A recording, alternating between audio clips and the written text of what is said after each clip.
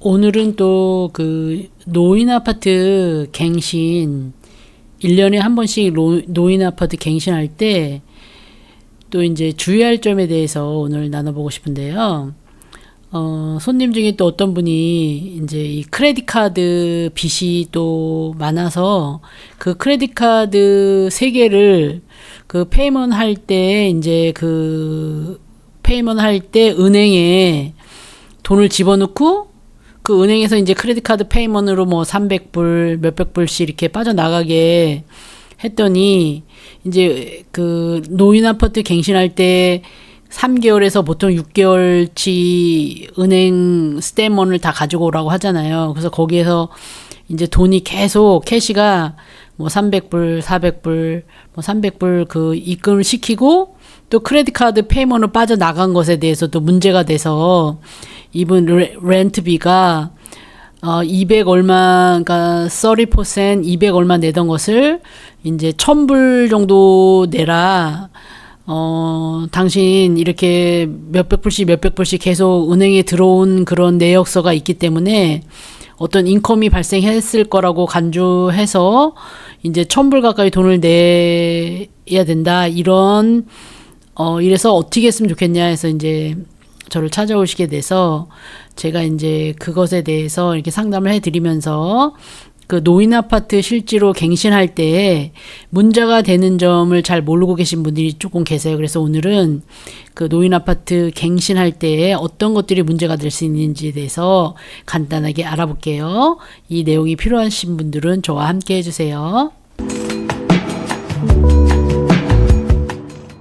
그래서 그 시니어 아파트 갱신할 때 1년에 한 번씩 시니어 아파트 사시는 분들 이거 갱신하잖아요. 그래서 이때 갱신할 때 이제 인컴이 더 발생했거나 또 누가 실제로 거기에 거주하는지에 대해서 서류로도 제출을 해야 되잖아요. 그래서 이것에 대해서 1년에 한 번씩 반드시 하셔야 되거든요. 그래서 이 내용에 대해서 한번 알아볼게요. 그래서 보통은 한 달에서 3달 전에 이제 그 인터뷰 언제까지 이 모든 서류를 준비해서 와라 이런 내용을 통보하잖아요. 보통 그 집 앞에 꽂아 놓던지 아니면 우편으로 이제 편지가 와서 보통은 이제 한 달에서 3달 전에 이 편지를 주어서 모든 서류들이 미리 준비될 수 있게끔 그렇게 시간 여유를 주죠. 그래서 보통은 이제 그 SSA나 SSI 탓이기 때문에 그 SSA 타시는 분들은 이 SSA 편지 1년에 한 번씩 날라오잖아요. 보통 매달 그 1월 달에는 돈이 얼마나 더 이제 그 올려서 받는 그 금액이 당신 얼마 받아요 하고 그 편지를 꼭 보관하시거나 아니면 그 SSA 베네핏 레터를 꼭 준비하셔야 돼요. 그래서 요즘에는 그 소셜 시큐리티 오피스가 이제 전화로 예약해서 꼭 예약한 사람이 많이 갈 수 있잖아요. 그래서 이 편지도 전화로 예약하고 그리고 그 자리에서 금방 또 띄워주지도 않아요. 이게 보통 일주일 후에 우편으로 보낸다. 그래서 소셜 시큐리티 그 오피스에 사실 가지 않고도 전화로 SSA 베네핏 레터를 떼달라고 하면 우편으로 그냥 붙여줘요. 그래서 이제 정말 급하게 필요하신 분들은 내가 예약을 해달라, 내가 가겠다 해도 거기 오피스에 찾아갈 수가 없어요. 예약을 해주지도 않고. 그래서 일주일 정도는 충분히 시간 여유를 주시고 이 SSA나 SSI 요 편지를 준비하셔야 돼요. 그리고 이제 캐피 받으시는 분들은 이제 이건 캘리포니아 주정부 그 DPSS 오피스 가서 anytime, any day에 이거는 발급받을 수 있으시죠. 하지만 기다리는 웨이팅 또 그 줄 서서 기다리는 시간이 많으니까 미리미리 준비해 두시는 게 좋으세요.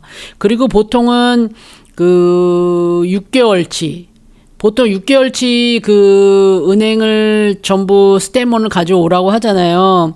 그래서 요번에 이제 문제가 된 게 뭐냐면은 어떤 어머니가 크레딧 카드 페이 하느라고 자기 본인 구자에 돈을 계속 집어넣은 거예요. 300불, 400불 뭐 크레딧 카드가 3개였대요. 그래서 그거를 때문에 캐시를 이제 은행에다 집어넣고 그리고 이제 그 크레딧 카드 페이 오토매틱으로 빠져나가게 했는데 이제 그게 문제가 된 거예요. 한 달에 뭐 그 돈 1,000불 가까이가 계속 들어갔었나 봐요. 그러니까는 이제는 당신이 인컴이 1,000불이 그 SSI 말고도 1,000불의 인컴이 있으니까 렌트비를 200 얼마 내던 거를 1,000불 내라 이렇게 했다는 거예요. 그래서 그럼 어떻게 크레딧 카드 페이를 해야 되는데 그럼 어떻게 해야 되나? 그래서 저한테 오셔가지고 제가 이제 크레딧 카드 페이먼은 모니 오더를 그 웨스트 유니언 그 모니 오더 끝내 가면 웨스트 유니언 그 뱅크로 페이하는 그런 것들이 있거든요. 그래서 모니 오더로 캐시를 본인 구자에 집어넣고 빼고 그러시면은 다 흔적이 남기 때문에 안 되고 그 모니 오더 끊는 데 가서 웨스트 유니언 그 뱅크 시스템으로 페이먼을 하시라고 제가 상담을 해드렸어요. 그리고 이제 갱신할 때 또 그 자산도 또 보고를 해야 돼요. 예를 들어가지고 갑자기 무슨 그 교통사고 때문에라든지 어떤 또 베네핏 같은 거가 갑자기 예를 들어서 1년에 뭐 1,000불 정도 또 증여받은 돈이나 예를 들어서 그런 게 있으면 또 그 렌트비를 또 그만큼 수입이 생긴 만큼 또 렌트비를 산정해서 또 내야 되거든요. 그 한 돈 들어온 만큼만. 그래서 그런 것들도 또 잘 준비하셔야 돼요. 그래서 자산이 얼마나 늘었는지 이런 것들도 다 확인하니까 그런 것들도 갑자기 생긴 돈은 어떻게 그거 은행에 이게 잘 나타나지 않게끔 하시든지 아니면 그게 실제로 은행에 이제 그 내역서가 잡히게 되면 그걸 실제로 보고하시고 그 인컴에 대한 그 퍼센테이지로 또 렌트비를 또 내셔야 해요. 그리고 실제로 거주했는지 그 실제로 거주하지 않고 예를 들어서 이제 노인 아파트 같은 경우에는 그러니까 어떤 아파트는 실제로 뭐 200불 밖에 안 나가는 그런 아파트를 잡아 놓으려고 아무도 살지 않으면서 이제 돈만 계속 내시는 분들도 있거든요. 그래서 집이 막 자녀들하고 같이 사시면서 노인 아파트 그냥 그거 지금 킵해 놓으시려고 계속 그렇게 렌트비만 내시는 그런 분들도 간혹 있거든요. 그래서 그런 것들은 조금 위험할 수가 있어요. 실제로 거주하셔야 되고, 그리고 한 달 이상 장기간 외출할 때는 꼭 보고를 하셔야 되고, 매니저한테. 그리고 이제 진짜 거주하는가 그런 증빙 서류도 이제 제출하셔야 되겠죠. 이게 전기세나 전화요금 같은 거 이런 고지서도 그 갱신할 때 또 필요할 수가 있으세요. 그리고 이제 병원에 장기 입원하셨을 경우에 어떤 데는 그냥 예를 들어서 한 달 정도만 입원해도 그 방을 그냥 보고 안 하고 가시면 그냥 그거는 방을 빼버리는 그런 경우도 있기 때문에 병원에 이제 장기로 그 입원을 하시게 되면 반드시 그 아파트에 보고하셔야 되고, 그리고 이제 요양시설로 옮기게 되면 이제 그 말을 해서 이제 방을 빼셔야 돼요. 그래서 그런 것들을 이제 잘 준비하셔야 됩니다. 그리고 실제로 그 규정을 위반했을 때는 이제 태거를 당할 수 있잖아요. 그래서 여기 지금 이제 여기 태거 위험, 심각한 규정 위반을 했을 때는 이제 태거를 당할 수가 있는데, 그럼 이제 심각한 그 규정 위반이란 게 무엇일까요?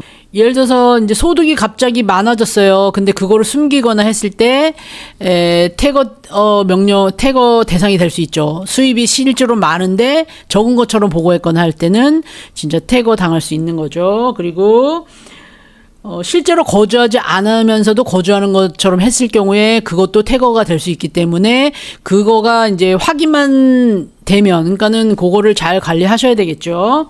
그리고